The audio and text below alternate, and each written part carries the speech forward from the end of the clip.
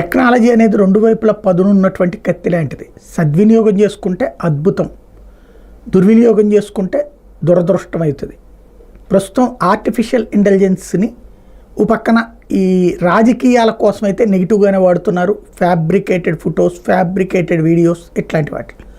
But అదే technology కొన్నిటికి మాత్రం మంచిగా ఉపయోగపడుతుంది. అందులో ప్రధానమైనటువంటి ఉపయోగపడేటటువంటి అంశం ఏంటంటే మెడికల్కి సంబంధించిన అనారోగ్యాలను గుర్తించడంలో అద్భుతమైనటువంటి ప్రతిభ ప్రదర్శిస్తోంది. అది ఒక ఎత్తు అయితే, ఇప్పుడు అలాగే మన ప్రకృతి విషయంలో ఇదివరకటి రోజుల్లో మనకి ఏ వరద వస్తుందో, తుఫాను వస్తుందో ఇది టముకులు వేసి చెప్పేవాళ్ళు, లేకపోతే మైకుల్లో అనౌన్స్ చేసేవాళ్ళు. తర్వాత రోజుల్లో ఇప్పుడు సెల్ ఫోన్లలోకి ప్రతి ఒక్కళ్ళ చేతిలో సెల్ ఫోన్, ఆ సెల్ ఫోన్కి మెసేజ్, అది కూడా అలర్ట్ ఎమర్జెన్సీ మెసేజ్. ఒక్కసారిగా అన్ని ఫోన్లు గీయమని మోగుతాయి. ఏంటంటే కాసేపట్లో పిడుగులు పడబోతున్నాయి, రెడీ అవ్వండి, కాసేపట్లో వర్షం పడబోతుంది, రెడీ అవ్వండి అని. ఇది ఒక చక్కటి మార్పు.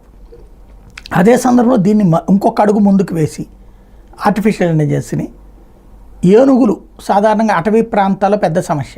అవి ఎటు ఉంటాయో ఎటుకెళ్ళిపోతాయో తెలియదు. ఏనుగుని ఎటు పంపాలో చెప్పే అధికారం మనకు లేదు. అడవిలోని జంతువుల్ని రోడ్డు మీదకి రావద్దని చెప్పే అధికారం మనకు లేదు. ఎందుకంటే అరణ్యంలోకి వెళ్ళిన జనారణ్యం కిందకి మార్చేస్తే అవి ఎటు వెళ్ళాలి.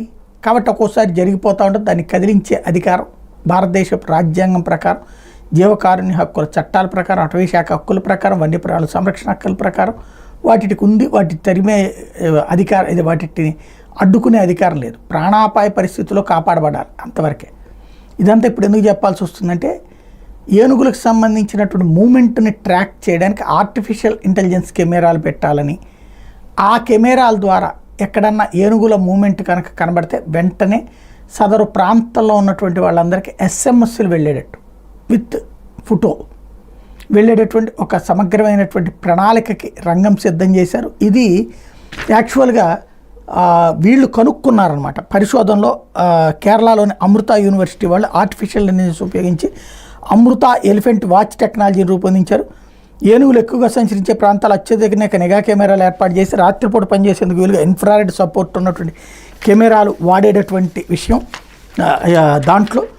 ఆ తర్వాతన వాటిని దీనికి వాడుకోవడం అన్నటువంటిది ఇక్కడ కీలకమైనటువంటి అంశం. దాన్నే ఇప్పుడు ప్రధానంగా హైలైట్ చేసినటువంటిది. ఎక్కడ దాకా వెళ్తుంది దీంట్లో అన్నటువంటిది చూడాల్సి ఉంది. ఇది సక్సెస్ అయితే మాత్రం దేశవ్యాప్తంగా అటవీ ప్రాంతాలకు సంబంధించినటువంటి భయాలు తొలగుతాయి.